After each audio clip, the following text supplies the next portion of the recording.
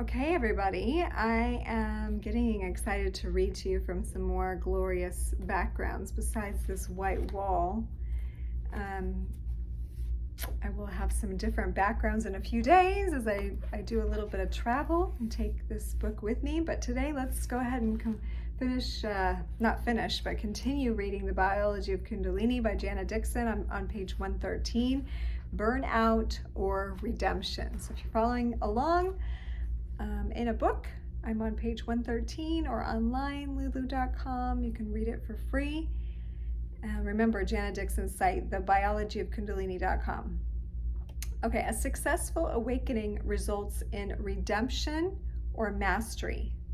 While more likely than not, burnout or maladaptation is more likely to occur because we are not socialized in the alchemical tradition, and our science is really lagging behind in this most important area.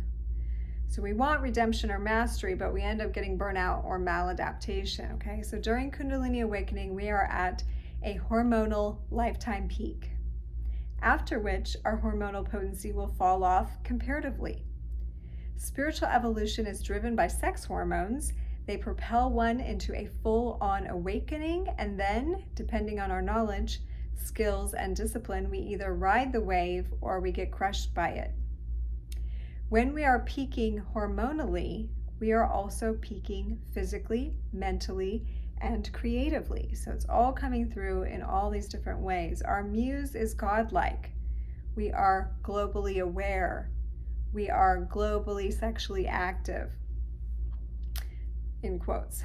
That is, we are responding sexually, physically, or psychically, spiritually to the entire globe, or polar patterns in particular, regardless of whether relationship occurs. So it's like an intimate relationship with the planet and its cycles, and with the planet and the people, right? We're in a more intimate spiritual connection. It is very intimate.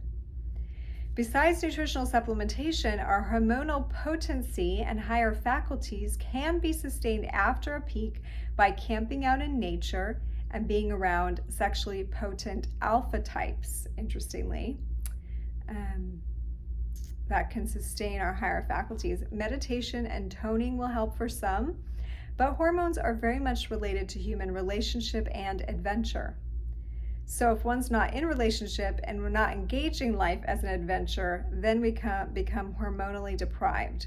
So adventure and relationship are the two things that help us to really regulate, co-regulate with that Kundalini energy. Stress produces progesterone, thyroxine, testosterone, and norepinephrine, and this in turn reduces neuroplasticity. Neuroplasticity refers to the changes that occur in the organization of the brain as a result of experience and in response to changes in the environment. So neuroplasticity means we can change our mind, our neural pathways, our neuro connections. And if we are deprived hormonally, we are not as neurally plastic, right? We can't change a lot because we have all these stress hormones in there. Besides reducing flexibility and the ability to learn, the stress hormones, the corticosteroids, subject neurons to possible injury. Cortisol causes parasympathetic nervous system to shut us down, leading to ennui and depression. Repetitive stress leads to a parasympathetic dominant learned helplessness, which makes us less capable of handling further threat or stress. Okay, so continued stress drops you into hyperparasympathetic, which means you're feeling like helpless and self-pity, and you can't handle more stress that way.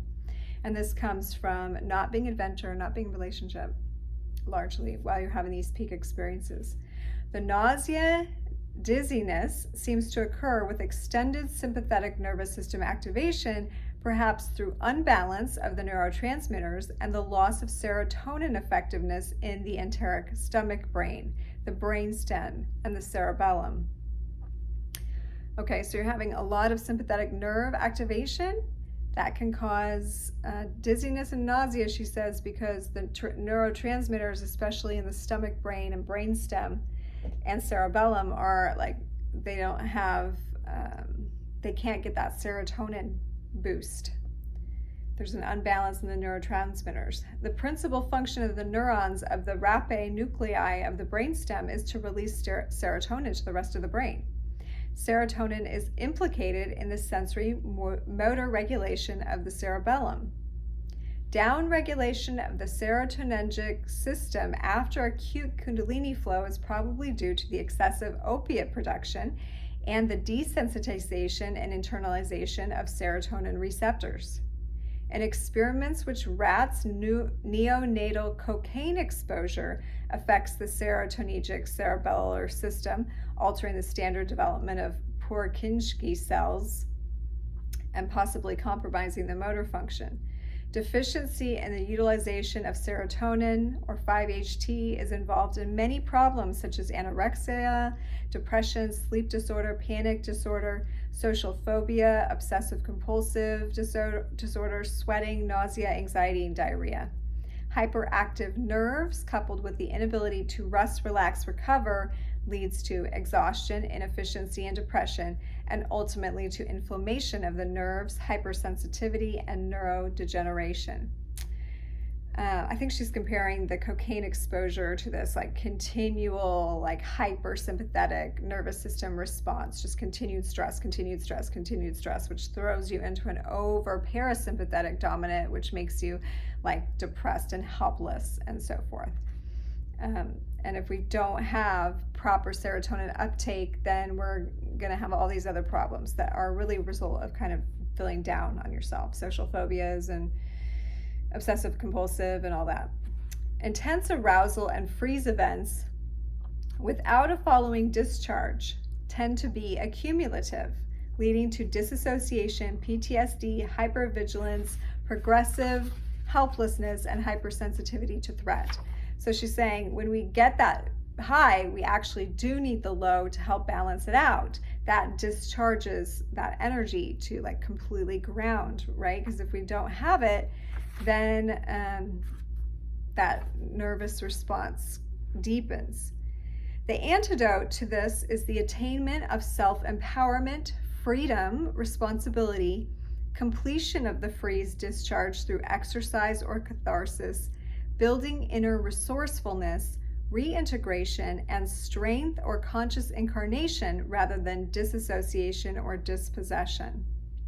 This increased incapacity in the face of threat can be stopped through a cellular forgiveness and reprogramming of the threat remembering mechanisms in the amygdala and hippocampus. The heart, you see, has direct, unmediated neural connections to the limbic brain. This entails a completion of the shock response, resolution of the threat in the heart, and cellular forgiveness of the uncomfortable vagaries of moral existence. That is holding the charge in the expanded heart with breath, meditation, toning, until all traces of the original harm have been transformed, forgiven, and released at the cellular level. That sounds like Ho'oponopono to me. So you're holding those intense charges or the harms, and you're saying, I'm sorry, please forgive me, I love you, thank you. And you're really like seeing the purpose of it, you're owning it as part of your co-created experience, and you're bringing love to that part of yourself. And that does transform the body, and it like helps you integrate, right? I think this biological discharge of tension is the larger vision of forgiveness. Biological discharge of tension is the larger vision of forgiveness. And it's what Jesus was actually talking about when he said, fear no evil. I call it cellular forgiveness, letting go of every bit of fear that every person has directed toward us throughout our life, and forgiving them because they know not what they do. This act of somatic forgiveness reinforces the stabilization of our Buddha nature. Understanding clearly the notion of collective karma, we realize that forgiveness is fundamental to rising beyond the ego and our normal animal threat remembering mechanisms. She goes on to say, I spoke about losing abilities throughout the burnout effects, but we also lose pathologies as well, or at least the intensity of the hold the pathologies of our childhood had over us, so we can be variously reborn in our own image. Scott Ayers suggests that kindling might be a way that PTSD symptoms are perpetuated and worsened over time.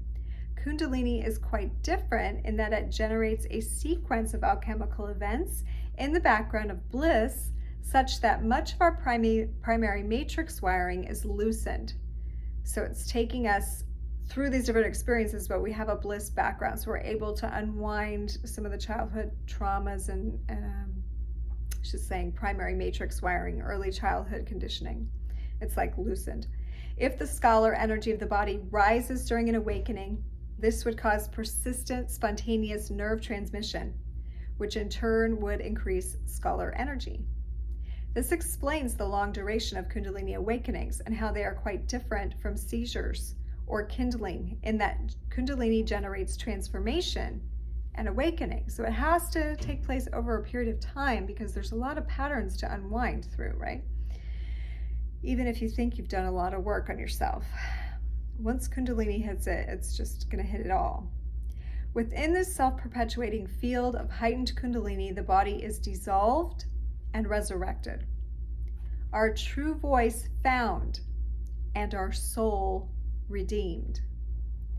Kindling is proposed as a possible means for the long-term entrenchment of PTSD symptoms and to their progressive worsening, but rather than increasing the symptoms of past trauma, Kundalini tends to result in a reduction of pain, tension, negative emotion, stress, and mind chatter. Thus, Kundalini awakenings, which turn our lives upside down and affect every cell and system in the body, cannot be said to be simple brain seizures. They can, for all practical purposes, wipe the slate clean, offering us some distance from what the past has made of us. What a grace. A Kundalini awakening with its spontaneous, autopoietic, or self-manifesting firing of neurons must lead to the erasing of patterns held in the procedural or unconscious memory. This leads to a reduction of the effects of the past on the body-mind, effectively overcoming PTSD.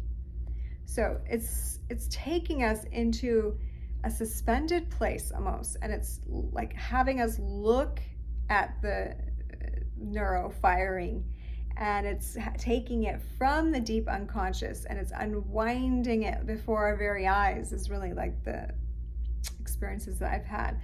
Some of the more notable effects of this rewiring are a reduction of neurosis and paranoia, less energy waste in muscular holding, more efficient neuron firing, less divisiveness between the body, mind, and soul, less body pain, reduction in emotional repression or explosion, increased sensation and pleasure, and greater sense of unity with the environment.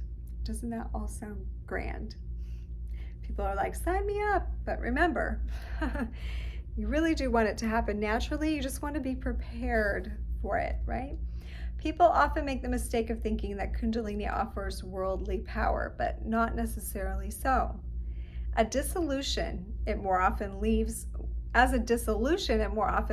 one helpless in the worldly domain of consensus flatland, learning how to tread new ground in an unreal world.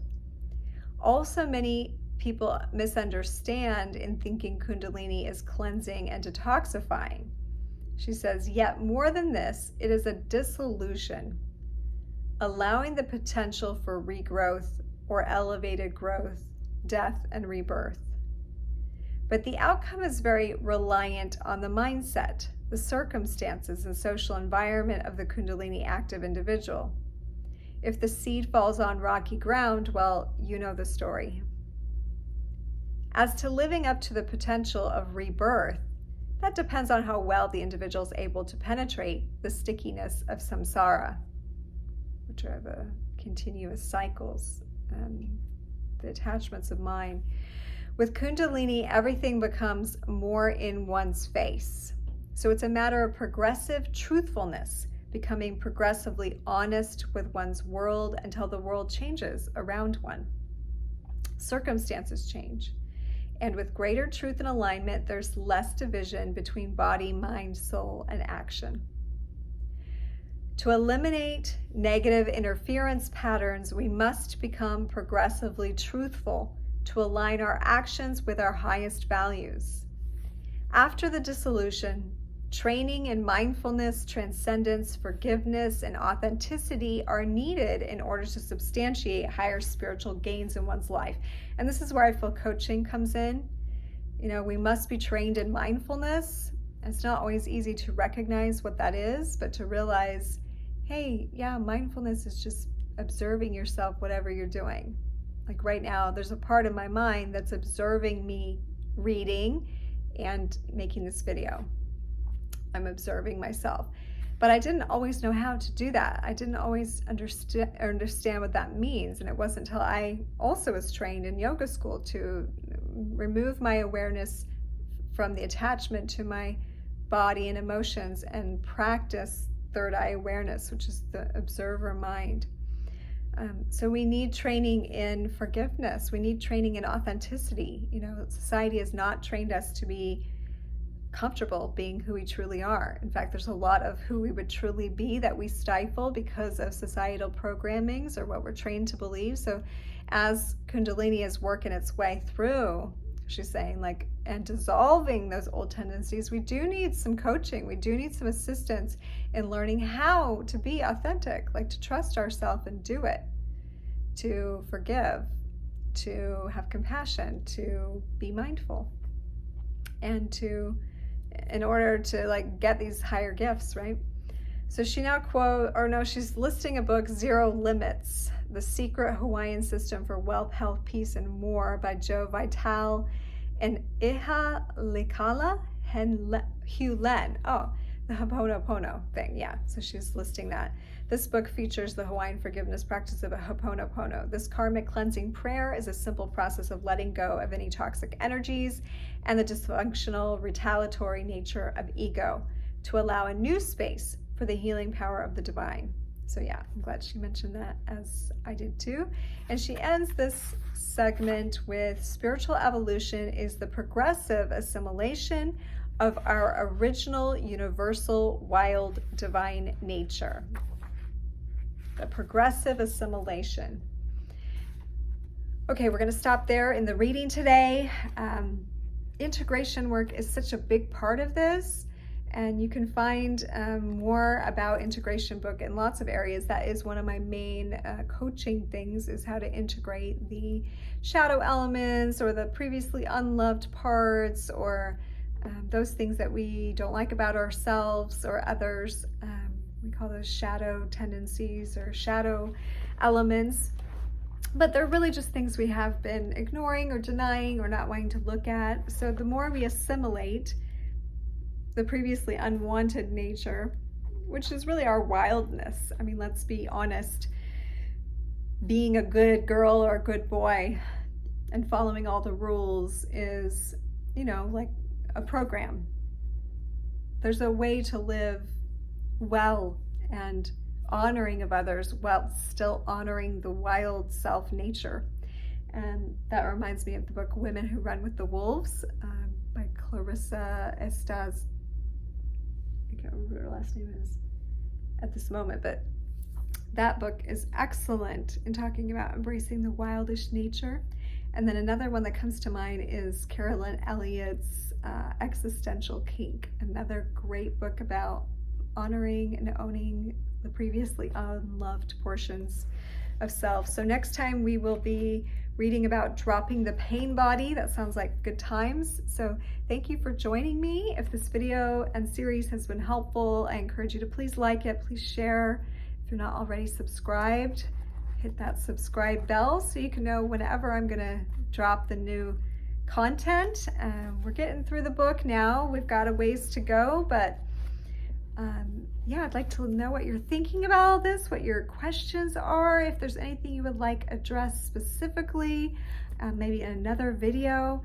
I'd be happy to do that. I have a lot of other videos on this channel, so please check out what's there. what's not there, what you would like to have there. Let me know. If you would like your own personal session, you can email me, stasiabliss@gmail.com. You can also, if you are interested in having your cards read, especially I love to do cardology, which is cards of destiny, using the original playing cards, which is done in the order of the Magi, your particular life blueprint for what's unfolding for you right now. It's extremely accurate and awesome. I do that, and otherwise I'm just here to support your awakening process. So thank you so much for joining me. Until next time, blessings.